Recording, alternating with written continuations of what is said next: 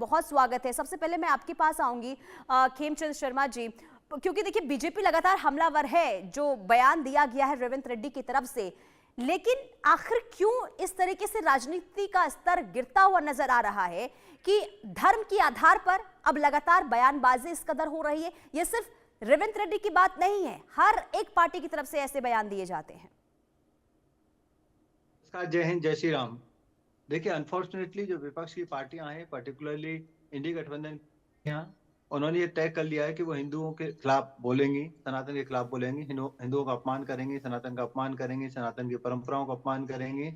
और उसी के तहत, ये साजिश के तहत लगातार कभी तमिलनाडु में बोला जाता है, कभी कर्नाटक में बोला जाता है, कभी तेलंगाना में बोला जाता है, कभी खुद राहुल गांधी विदेशों में जाके हिंदुओं का अपमान करते हैं, देश का अपमान करते हैं, भारत का अपमान करते हैं।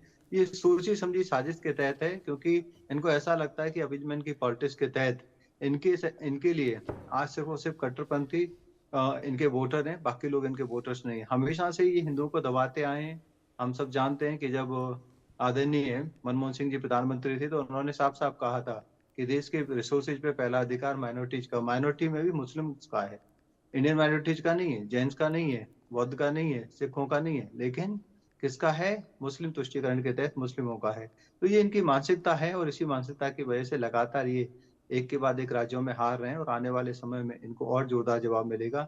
आज सभी भारतीय डेवलपमेंट के साथ हैं, मोदी जी के साथ हैं, विकास के साथ हैं, ऐसे रोड मैप के साथ हैं जो देश को विकसित राष्ट्र बनाए, ना कि ऐसे लोगों के साथ हैं जो देश को तोड़ने की साजिश करे।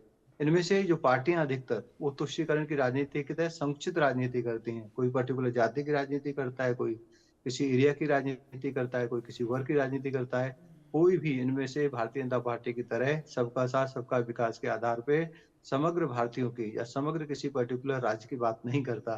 तो ये अपने आप में दिखाता है कि समुचित सोच से राजनीति करने वाले हैं, और आदरणीय prime minister Modi ji statesman की तरह काम कर रहे हैं, और वो अपने आप को मालिक भी नहीं समझते, सेवक समझते हैं, और सेवक के आधार पे सेवा कर रहे हैं। इसलिए लोग उनसे खुश हैं, उनका लगातार मान सम्मान कर रहे हैं। और एक के बाद एक स्टेट में जो भारतीय जनता पार्टी को जीत मिल रही है, वो आदरणीय प्राइम मिनिस्टर मोदी जी और भारतीय जनता पार्टी के कार्यकर्ताओं की सेवा का परिणाम। नहीं, लेकिन खेमचंद जी। शर्मा जी, ये सिर्फ